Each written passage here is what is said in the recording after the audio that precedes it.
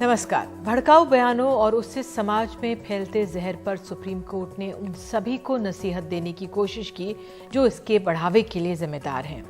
बर्खास्त बीजेपी प्रवक्ता नुपुर शर्मा ने कोर्ट में याचिका दी थी कि अन्य राज्यों में उन पर जो एफआईआर्स हैं उनको दिल्ली लाया जा सके। अब इन पर सुनवाई के दौरान जस्टिस सूर्यकांत ने खरी खरी सुनाई। कहा कि उनके बयान ने देश में भावनाओं को भड़काया है, उन्हें देश से माफी मांगनी चाहिए। जस्टिस सूर्यकांत ने कहा है कि टीवी डिबेट किस मुद्दे पर था, एजेंडा भड़काने के लिए। नुपुर शर्मा की देश में भावनाओं को भड़काया है। देश में जो हो रहा है उसके लिए नुपुर शर्मा जिम्मेदार है। बयान देने के बाद कहा, मैं वकील हूं, ये शर्मनाक है। नुपुर शर्मा को देश से माफी मांगनी चाहिए। नुपुर शर्मा का व्यवहार उनके अड़ियल और अहंकारी चरित्र को दिखाता है। उन्हें लगता है उनके पीछे सत्ता है, वे कुछ भी कह सकती हैं। उन्हें लगता है वे कानून का सम्मान किए बिना कुछ भी कह सकती हैं। दिल्ली में नुपुर शर्मा के खिलाफ एफआईआर हुई, उसका क्या हुआ? दूसरे के खिलाफ एफआईआर तो तुरंत होती है गिरफ्तारी। आपके खिलाफ एफआईआर तो किसी ने छूने की आपको हिम्मत नहीं की। नुपुर शर्मा की याचिका सुप्रीम कोर्ट ने खारिज की।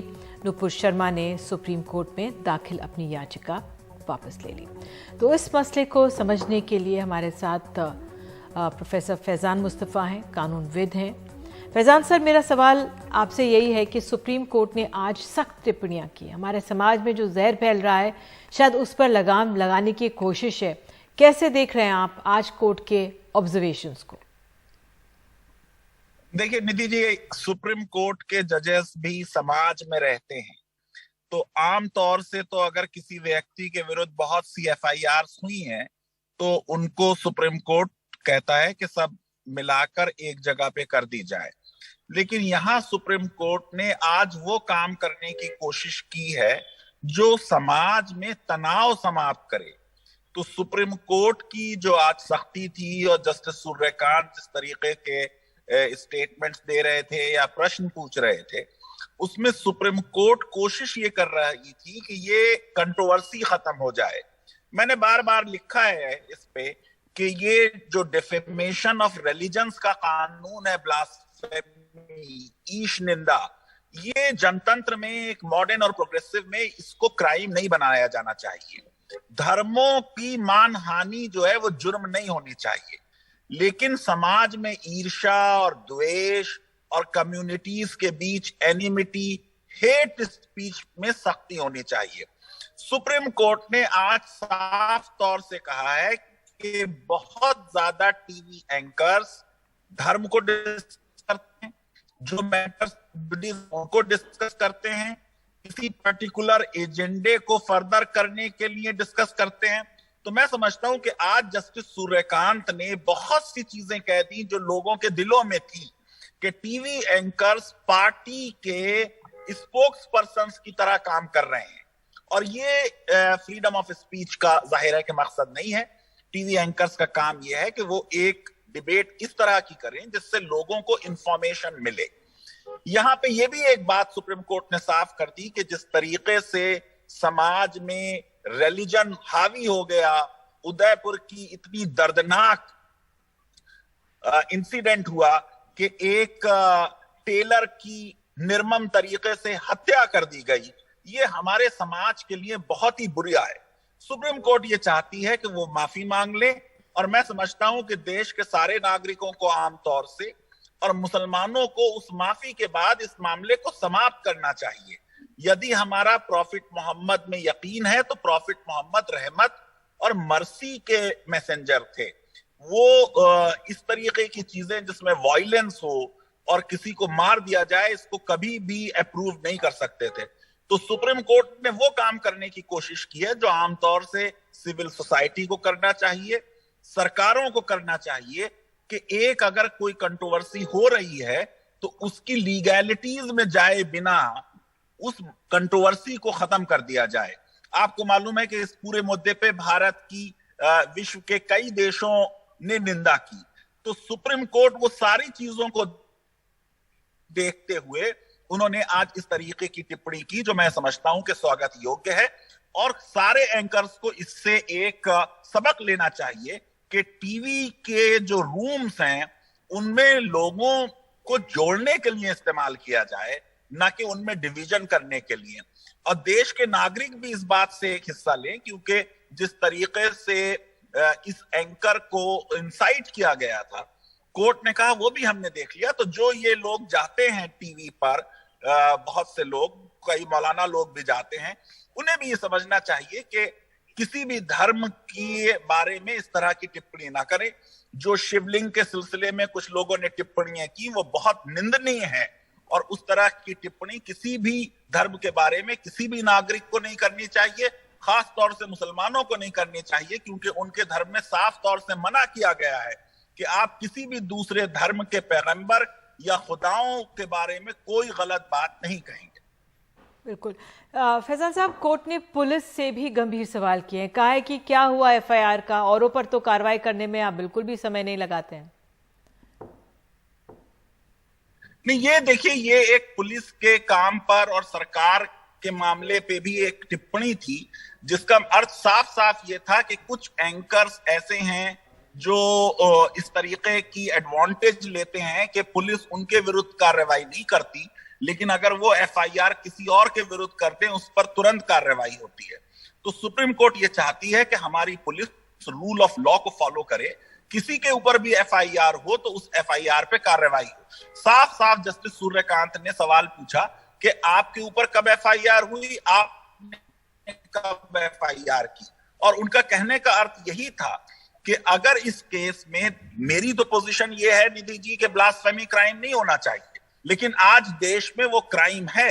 अगर निपुण वर्मा की गिरफ्तारी इस मामले में हो जाती तो वो शांति हो जाती, ना प्रोटेस्ट होती, ना घर बुलडोज होते, ना किसी की हत्या इस तरीके से होती। लेकिन मैं साफ कर दूं कि नुपुर शर्मा के कहने या पुलिस के कार्रवाई ना करने से कोई जस्टिफिकेशन क्रिएट नहीं होता किसी भी इंसान को मारने के लिए। जो उदयपुर में हुआ वो बिल्कुल गैर इस्लामी और इलीगल है और बहुत ही गलत चीज है। ऐसी चीज कभी भी नहीं होनी चाहिए। ये इफ एंड बट के साथ हम नहीं कहना चाहते, हम साफ तौर से कह रहे हैं कि जो उदयपुर में हुआ वो बिल्कुल गलत था, जहां पे भी पत्थर चले वो बिल्कुल गलत था, जहां पुलिस ने एक्सेस कर कर गोली चला दी, एक बच्चे की डेथ हो गई झारखंड में, वो चीजें भी अच्छी नहीं है।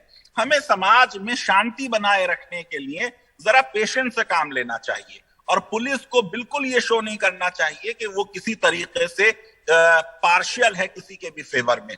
सुप्रीम कोर्ट ये चाहती है कि पुलिस अपना काम सारे नागरिकों के साथ इक्वल प्रोटेक्शन ऑफ लॉ के साथ करे। जो सुप्रीम कोर्ट ने बहुत गंभीर और अहम बातें तो कही हैं, क्या कड़वे बोल बोलने वाले इन प्रवक्ताओं पर इस सबसे लगाम लगेगी? इस पे बस उम्मीद की जा सकती है, लेकिन अक्सर सुप्रीम कोर्ट की बातें सरकारें भी नहीं मानती, प्रवक्ता लोग कितना मानेंगे मुझे नहीं मालूम, लेकिन सुप्रीम कोर्ट का इंटेंशन बहुत नोबेल था कि सुप्रीम कोर्ट ये चाहता है कि लॉ की लड़ाई होती रहे, एफआईआर पे कार्रवाई हो, उन्होंने ब्लास्फेमी की है या नहीं है, कोई लॉ कोर्ट उसे डिटरमिन करे, लेकिन ये कि समाज में एकदम से शांति हो जाए। और अगर वो सुप्रीम कोर्ट की बात मानते हुए अपने टीवी चैनल पर जाकर माफी मांग लें विदाउट इफ एंड बट, तो मैं चाहूंगा कि इस चैप्टर को क्लोज कर दिया जाए। बिल्कुल, माफी मांगी जाए। अब देखना होगा किस तरह से इसमें आगे बढ़ा जाएगा। आप जुड़े, बहुत बहुत धन्यवाद। तो आइए आगे बढ़ते हैं इस कार्यक्रम में, और अब हम रुख करते हैं महाराष्ट्र का। महाराष्ट्र को नई आगामी सरकार ने 2 शीर्ष नेता तो वहां पर मिल गए हैं, लेकिन वहां की राजनीति अभी भी रोचक बनी हुई है।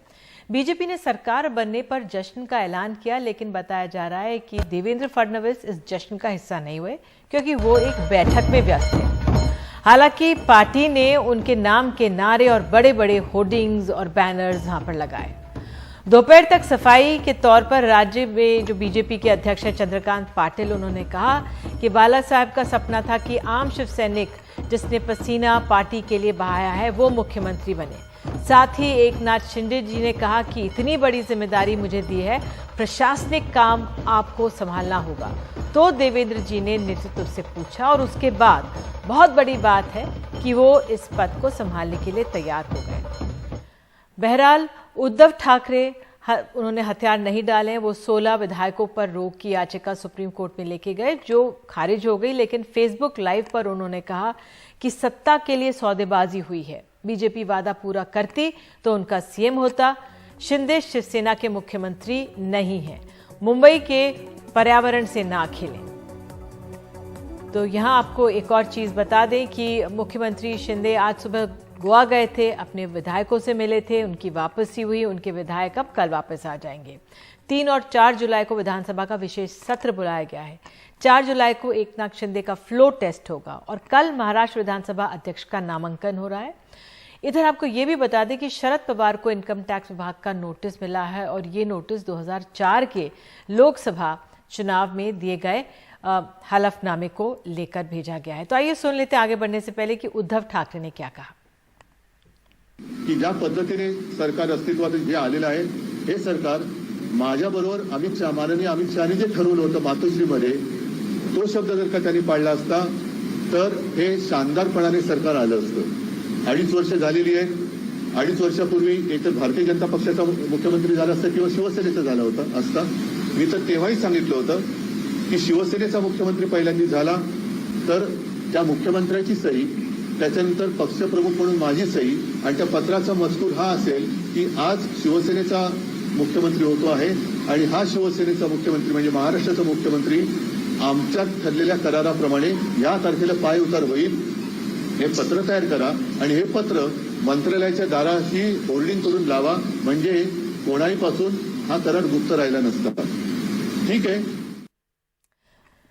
तो महाराष्ट्र की सियासत पर बात करने के लिए हमारे साथ खास मेहमान हैं पृथ्वीराज चव्हाण, पूर्व मुख्यमंत्री रह चुके हैं, महाराष्ट्र के कांग्रेस के नेता हैं।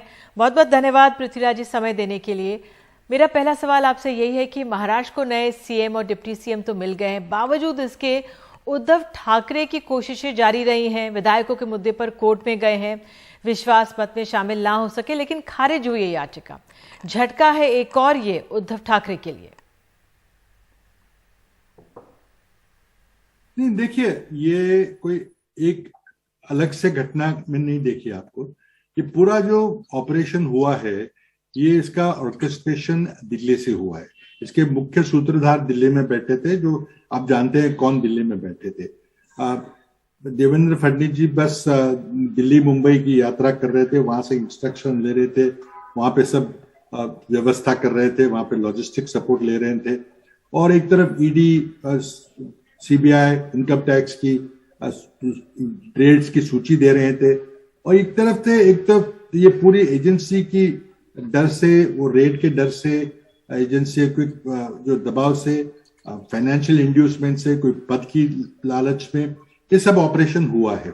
अब देखिए, आप पहले जो देखिए सुप्रीम कोर्ट का कैसे क्या रहा है। पहले सुप्रीम कोर्ट में हम गए थे, जब सुप्रीम कोर्ट ने खुद कहा है कि डिस्क्वालिफिकेशन का मामला सुप्रीम कोर्ट 11-12 जुलाई को सुनेगी, तो आपने, और डिस्क्वालिफिकेशन में कुछ भी फैसला हो सकता था, क्योंकि 13-14 विधायकों के खिलाफ हमने डिस्क्वालिफिकेशन एप्लीकेशन की थी स्पीकर साहब के सामने, यानी डिप्टी स्पीकर साहब के सामने, और उसके लिए सुप्रीम कोर्ट ने कहा कि नहीं, अभी नहीं सुनेंगे, 11-12 जुलाई को सुनेंगे, यानी पूरा समय दिया। फिर उसके बाद उन्होंने फ्लोर टेस्ट परमिट कर दिया।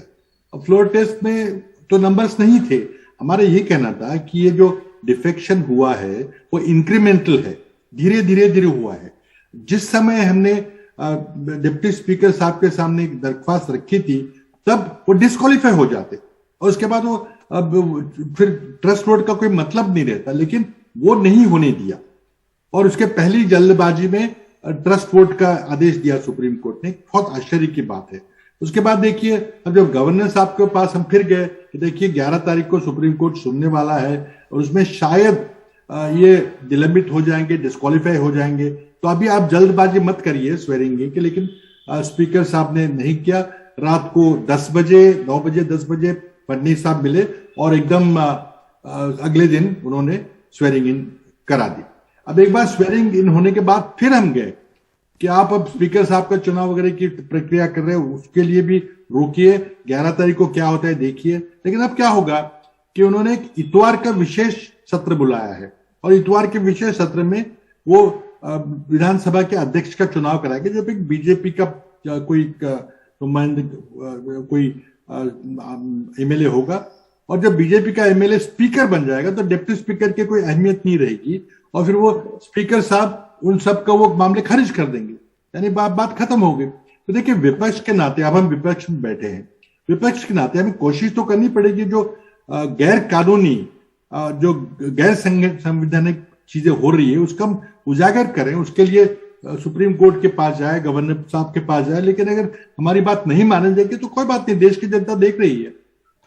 बिल्कुल, आपने बीजेपी की बात की तो चंद्रकांत पाटिल ने कहा है कि बीजेपी को सत्ता की चाहत नहीं थी। आज खास प्रेस कॉन्फ्रेंस की उन्होंने कहा है कि एकनाथ शिंदे की जो बगावत थी वो तो एक इंडिपेंडेंट एक्सरसाइज थी। देखिए, ईडी एकनाथ शिंदे के अंदर काम करता है, और जो बाकी सब चीजें हो रही थी, आपने पता नहीं आपके लोग बता रहे होंगे क्या क्या बातें हो रही है, फाइनेंशियल इंड्यूसमेंट की बात हो रही है, क्या सब वो एकनाथ शिंदे जी कर रहे थे? ईडी उनके तहत चलती है। देखिए, ये सब एक तरफ से ईडी, सीबीआई, इनकम टैक्स का दबाव, दूसरी तरफ से कुछ और चीजें, और तीसरी तरफ से पद की ये लालच देना, ये सब चीजें होकर ये ऑपरेशन दिल्ली से चला है और पूरा हुआ है। अब देखिए, उन्होंने देवेंद्र जी को मुख्यमंत्री नहीं बनाया, इसका क्या कारण है? इसके कारण बहुत है। इनको सामाजिक समीकरण ठीक बैठाना है। एक मुख्यमंत्री मराठा समाज से मुख्यमंत्री देकर और वेस्टर्न महाराष्ट्र से मुख्यमंत्री देकर वहां पे अपना एक फुटप्रिंट जमाना है, और दूसरी बात है कि उनको शिवसेना को समाप्त करना है, उद्धव ठाकरे जी के नेतृत्व को समाप्त करना है। और उसके चलते मुंबई महापालिका का जो बीएमसी का चुनाव कुछ 2 महीने में होने वाला है, उसमें पहली बार भाजपा अपनी सत्ता हथियाने की कोशिश कर रही है। तो ये मास्टर प्लान है, और ये 2.5 साल तक जो भी समय बचा है उसमें शिंदे साहब को शायद रखेंगे, शायद नहीं रहेंगे, लेकिन उनको फ्री हैंड नहीं दिया जाए। देवेंद्र फडणवीस की इच्छा के विरुद्ध उनको डेप्यूटी सीएम बनाया गया है, क्योंकि वो सुपरवाइज कर सके जो उनके जूनियर रह चुके हैं एकनाथ जी शिंदे, कि वो कैसे काम करते। क्या एकनाथ शिंदे को फ्री हैंड मिलेगा जब जब देवेंद्र फडणवीस जी उनके पीछे बैठ के काम देख रहे होंगे? ये तो देखिए, ये इनका एक ऑब्जेक्टिव है, मुंबई महापालिका को हथियाना, शिवसेना को खत्म करना, हिंदुत्व के वोटों का बंटवारा टालना, और फिर लोकसभा चुनाव में भाजपा के सांसदों की संख्या बढ़ाना। ये उनकी रणनीति है। कोई बात नहीं, हम उसका पॉलिटिकल मुकाबला करेंगे, सड़क पे मुकाबला करेंगे, और जैसे हमारा महाविकास आघाड़ी का जो गठबंधन है कायम है, हम तीनों दल साथ में लड़ेंगे। ये पॉलिटिकल लड़ाई है, ये सिर्फ महाराष्ट्र हो रहा है ऐसे नहीं है। मुझे डर लग रहा है कि राजस्थान में पता नहीं क्या करेंगे। और वो एक कांग्रेस मुक्त एक ये विचारधारा की बात कर रहे हैं, और एक हमारा दुर्भाग्य से हमारा देश एक तानाशाही की ओर जा रहा है। वो एक लोकतंत्र के माध्यम से तानाशाही चुनेंगे अगर 2014 में कुछ अलग डिजाइन नहीं आए। बिल्कुल, आपने महाविकास आघाड़ी का जिक्र किया। पृथ्वीराज जी, आज उद्धव ठाकरे ने बयान में कहा है, उनके बयान को आप कैसे देखते हैं कि मैंने तो पहले ही कहा था कि शिवसेना का सीएम बना देते अगले 2.5 साल भी, तो महाविकास आघाड़ी की जरूरत ही नहीं पड़ती? देखिए, बात यह है कि 2019 के नवंबर में बीजेपी और शिवसेना चुनाव जीत गई थी। हम विपक्ष में बैठने को तैयार थे, लेकिन एक उनमें अनबन बनी, एक मौका सामने आया, मौका हमने वी ग्रैब्ड इट। तीनों दलों ने उसी समय निर्णय लिया कि अगर भाजपा को रोकना है तो हम तीनों को साथ में आकर सरकार बनानी पड़ेगी। अगर शिवसेना और भाजपा में कोई झगड़ा नहीं होता तो उनकी सरकार बनी होती आज। पता नहीं कौन मुख्यमंत्री बता, उसका कोई लेना देना नहीं है, चाहे शिवसेना का होता है या भाजपा का होता है, लेकिन वो नहीं हुआ। कहीं ना कहीं उनमें आपस में टकराव हुआ, कहीं ना कहीं वादा खिलाफी हुई, और हमें एक मौका मिला। अब उस मौके का हमने लाभ लिया, 2.5 साल हमने सरकार चलाई, भाजपा को रोका। अब देखिए, हम नहीं रोक सके, क्योंकि ये सब संवैधानिक व्यवस्था जब है, चाहे सुप्रीम कोर्ट हो, चाहे गवर्नर साहब हो, सब चीजें किस तरह से काम करी सब जनता देख रही है। अब हम विपक्ष में बैठ के रोकेंगे उनको। आखिरी सवाल सर, कि शरद पवार को नोटिस मिला है ईडी का 2004 के हलफनामे को लेकर, किस तरह की चिंताएं हैं आप लोगों में? देखिए, ये बिल्कुल किसी को ये पता नहीं है। देखिए, इलेक्शन कमीशन ने, चुनाव आयोग ने इनकम टैक्स को कहा है कि सभी विधायकों को, सभी सांसदों को जिन्होंने पिछले 10-15 साल में चुनाव लड़ा, उनको इनकम टैक्स की नोटिस देके उनके आज की तारीख के उनकी क्या संपत्ति है उसको चुनाव कीजिए। मुझे खुद भी पिछले साल ये जानकारी मांगी गई थी इनकम टैक्स की तरफ से, हमने दे दिया। उन्होंने उस समय बताया था कि ये हम कुछ नहीं कर रहे हैं, चुनाव आयोग इलेक्शन कमीशन ने कहा कि सभी की जांच हो। मुझे लगता है कि शायद भाजपा के सांसदों की भी इस तरह से जानकारी ली गई है। तो पवार साहब की भी जानकारी अगर ली होगी तो मुझे कोई आश्चर्य उसमें नहीं है। हाँ, ईडी की कार्रवाई जब होगी तब आश्चर्य होगा जरूर। आप हमारे साथ जुड़े इसके लिए बहुत बहुत धन्यवाद, और बेबाकी से आपने कई बातें हमसे कही हैं, इसके लिए वाकई में शुक्रिया। और आइए इस कार्यक्रम में आगे बढ़ते हैं, और अब हम रुख कर रहे हैं राजस्थान का। उदयपुर मामले के आरोपियों से बरामद की गई बाइक का नंबर 2611 है। ये नई जानकारी आज सामने आई। इसे रियाज से बरामद किया गया है। पुलिस सूत्रों का कहना है कि रियाज ने आरटीसी ऑफिस से मांग कर ये नंबर लिया था और जिसके लिए अलग से 5000 रुपये भी चुकाए थे। 26/11 ही वो तारीख है जिस दिन मुंबई पर आतंकवादी हमला हुआ था। पुलिस सूत्रों का कहना है कि इस नंबर प्लेट से इस बात का पता चलता है कि रियाज के दिमाग में क्या चल रहा था। वहीं आज आपको बता दें, जगन्नाथ जी की रथ यात्रा हुई। इस मौके पर उदयपुर में धूमधाम से यात्रा निकली है। बीते दिनों की घटना के बाद से यहां तनाव की स्थिति बनी हुई थी। कर्फ्यू लगा हुआ था, लेकिन कर्फ्यू के बाद भी इस यात्रा को इजाज़त दी गई। इसके लिए शहर में भारी सुरक्षा के इंतजाम थे।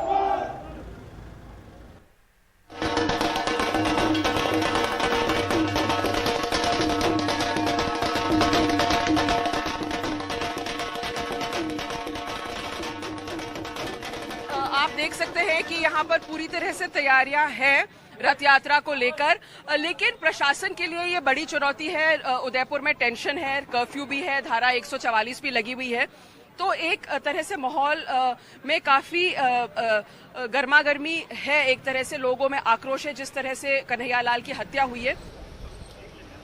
भैया, ऐसा कुछ हुआ है यहाँ पे हादसा, तो लोग, आम जनता क्या चाहती है और क्या मैसेज आप देना चाहते हैं? यहाँ से कोई शांति है, हमारी शांति बना रखे, हमारे यहाँ कोई माहौल अच्छा बना रखा हमने, हमारी तरफ से कोई घटना होने वाली है, सब शांतिपूर्ण माहौल हमारी तरफ। शांति रहनी चाहिए मैडम, और माहौल अच्छा ही रहना चाहिए, शांति होनी चाहिए।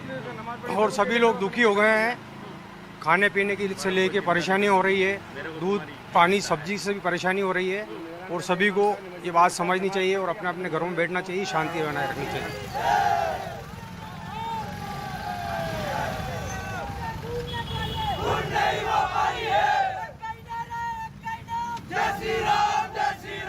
मैं ये कहना चाहता हूँ कि हम शांति प्रिय ढंग से निकाल रहे हैं, सभी में सद्भावना बढ़े, प्रेम भाव बढ़े, इसलिए हम रैली निकाल रहे हैं। भगवान जगन्नाथ की रथ यात्रा,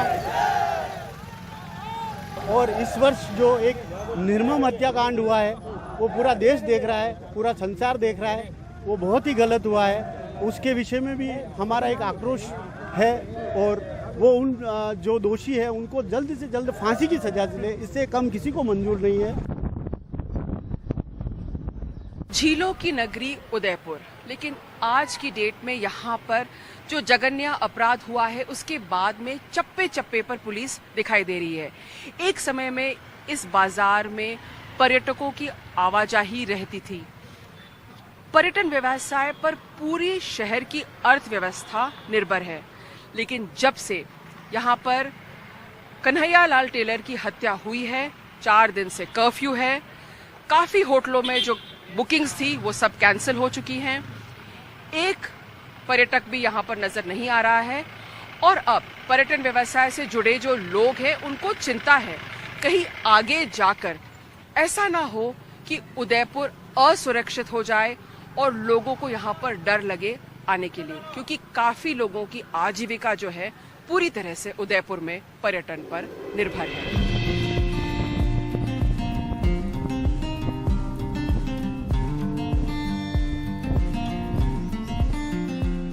सद्भाव में दरारें तो आएगी, जिस हिसाब से कृत्य हुआ है और जिस हिसाब से उस आदमी का किया है, उससे पब्लिक में एक डर सा माहौल हो गया है। तो आमने सामने देखने में भी आदमी को एक डर लगता है, जो क्योंकि किसी के मन में घुस के कौन क्या कर रहा है वी कांट अंडरस्टैंड। और टूरिस्ट है, टूरिस्ट सबसे पहले अपनी सेफ्टी, जब घूमने आता है तो अपनी सेफ्टी को सबसे पहले देखता है, और उस सेफ्टी में ये है कि आदमी के इन गलियों में कल कुछ हो गया या रात को कुछ हो गया तो हु विल हमें कौन हेल्प करेगा उस चीज के लिए। और जिस हिसाब से लालघाट एक बहुत ही जाना माना वर्ल्ड में अच्छा नाम किया हुआ है और यहाँ दोनों कम्युनिटी साथ रहती है, तो कोई भी आता है तो एक संशय की नजर से हो ना हो, लेकिन देखता तो है ही। मैडम डेफिनेटली हर आदमी यही चाहता है कि शांति और अमन रहे। अगर शांति रहेंगे तो हम भी धंधा कर सकेंगे और लोग भी कर सकेंगे। तो हम तो भगवान से ही प्रार्थना करते हैं शांति रहे। और आज हमारे जो विशाल रथ यात्रा, हम सबसे यही निवेदन कर रहे हैं, अपने शांति से निकालनी और भगवान के मगन में निकालनी। उदयपुर वो शहर है जो आज की तारीख में आक्रोशित है कन्हैयालाल की हत्या को लेकर, लेकिन उदयपुर वो भी शहर है जहां पर्यटक आना पसंद करते हैं।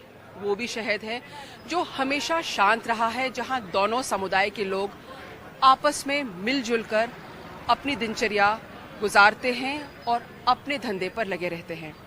यहाँ इस जगन्नाथ मंदिर से जो यात्रा निकली है, पूरे शहर का भ्रमण करके शायद शांति का संदेश देकर वापस लौटेगी। उदयपुर से पवन कुमार के साथ हर्षा कुमारी सिंह, एनडीटीवी इंडिया। उधर मणिपुर के नोनी जिले के टुपुल में भूस्खलन से 20 लोगों की मौत हो गई है। हादसे की चपेट में टुपुल यार्ड रेलवे में प्रादेशिक सेना का शिविर भी आया, जहां निर्माण का काम चल रहा था। अब 24 घंटे राहत और बचाव का काम किया जा रहा है। रत्नदीप चौधरी की ये रिपोर्ट देखिए।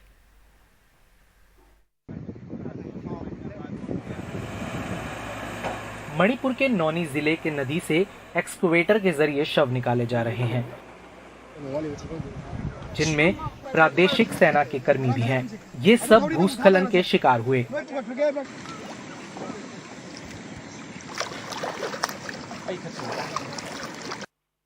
भूस्खलन की मिट्टी ने उस कैंप को तबाह कर दिया जो इस इलाके को मणिपुर से जोड़ने वाले मेगा रेलवे प्रोजेक्ट को सुरक्षा दे रहा था। 18 लोगों की अब तक मौत हो चुकी है, जबकि 50 से ज्यादा लोग लापता हैं। इम्फाल से 50 किलोमीटर दूर जहां हादसा हुआ, वहां बड़े पैमाने पर बचाव अभियान जारी है।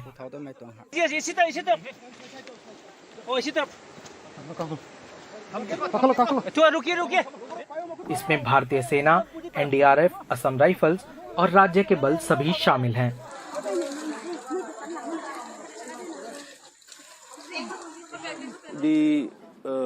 Soft soiled, we are not able to make the road to cross the actual area.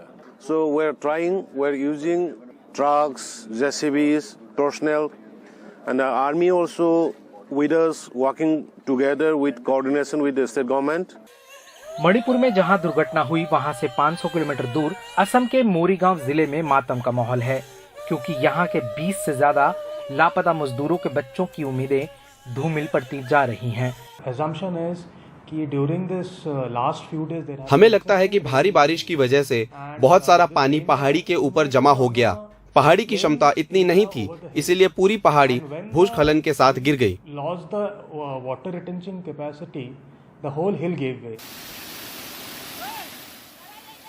2 महीने पहले ही असम के दीमा हसाओ का रेलवे स्टेशन बाढ़ में डूब गया था और भारी बारिश के कारण जमीन खिसकने से रेल की पटरियां भी बह गई थी।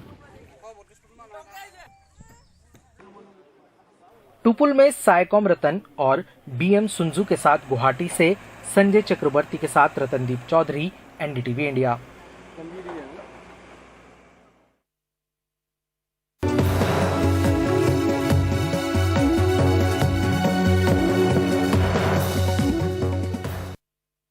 उत्तर प्रदेश में गेहूं की सरकारी खरीद इस बार 5% से भी कम हुई है, जबकि आटे की कीमत लगातार बढ़ रही है।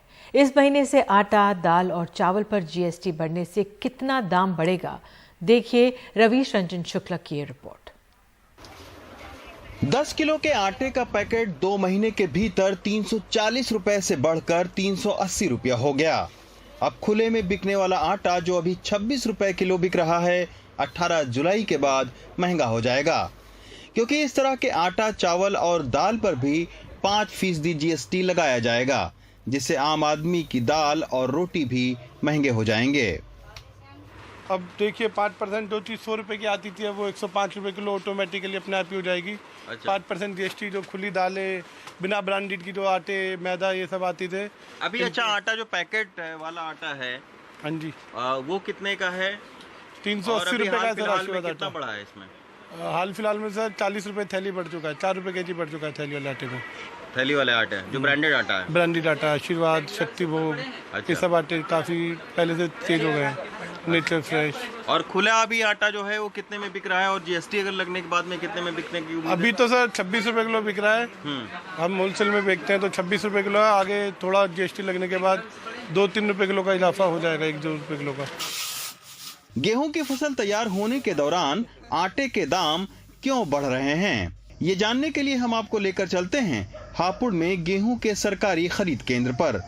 हापुड़ में सरकार को किसानों से 36,000 टन गेहूं खरीदना था, लेकिन महज 845 टन ही गेहूं खरीद पाई। ये हाल पूरे उत्तर प्रदेश का है। आंकड़े देखें तो इस बार 60 लाख टन गेहूं की सरकारी खरीद का लक्ष्य था, लेकिन महज 3.5 लाख टन ही खरीद हुई, यानी लक्ष्य का महज 5% ही सरकार खरीद सकी। इस बार बाजार मूल्य एमएसपी 2025 से अधिक रहा है और किसानों को एमएसपी से अधिक मूल्य प्राप्त हुआ है। हालांकि गेहूं का दाम न बढ़े इसके लिए सरकार ने निर्यात पर रोक लगा दी है। साथ ही गरीबों को राशन में भी गेहूं की जगह चावल दिया जा रहा है, लेकिन उसके बावजूद गेहूं की फसल के दौरान आटे का दाम बढ़ना अच्छा संकेत नहीं माना जा रहा है। हापुड़ से अदनान के साथ Ravish Ranjan Shukla, NDTV India. Corona खत्म नहीं हुआ, बल्कि देश दुनिया में फिर से कोरोना के मामले बढ़ रहे हैं। फिलहाल 100 से ज़्यादा देशों में इसके मामलों में बढ़ोतरी देखी जा रही है। महामारी में टीकाकरण प्रभावी है, तो ध्यान से सही से टीकाकरण कराएं। कोरोना फिर से पांव पसार रहा है। दुनिया के 110 देशों में मामले बढ़ रहे हैं, लेकिन कोरोना के किसी वेरिएंट के खिलाफ टीका असरदार है। पर महज 58 देशों में ही 70% आबादी को अब तक दोनों टीके लगे हैं, जबकि ये लक्ष्य तमाम देशों को लेकर था। लांसेट की रिपोर्ट के मुताबिक 2 करोड़ लोगों की जान टीकों ने बचाई है। The Lancet estimates that 20 million lives have been saved because of vaccines. विश्व स्वास्थ्य संगठन की चिंता ओमिक्रॉन के साथ ही बढ़ते मामलों के बीच दूसरे वेरिएंट को लेकर भी है, क्योंकि जीनोम सीक्वेंसिंग के आंकड़े घट गए हैं और मामले बढ़ रहे हैं। सीक्वेंसिंग के जरिए ही वेरिएंट की पहचान होती है। I also call for accelerated efforts and incentives to be developed around the moonshot of developing a pan-coronavirus vaccine. उधर बढ़ते मामलों के बीच केंद्रीय स्वास्थ्य मंत्रालय की चिंता इस महीने से शुरू होने वाली धार्मिक यात्राओं और त्योहारों को लेकर है। ऐसे में राज्यों की लापरवाही भारी पड़ सकती है, तो हुक्मरान अपना काम करेंगे, ख्याल आपको और हमें भी रखना है। नई दिल्ली से परिमल कुमार, एनडीटीवी इंडिया।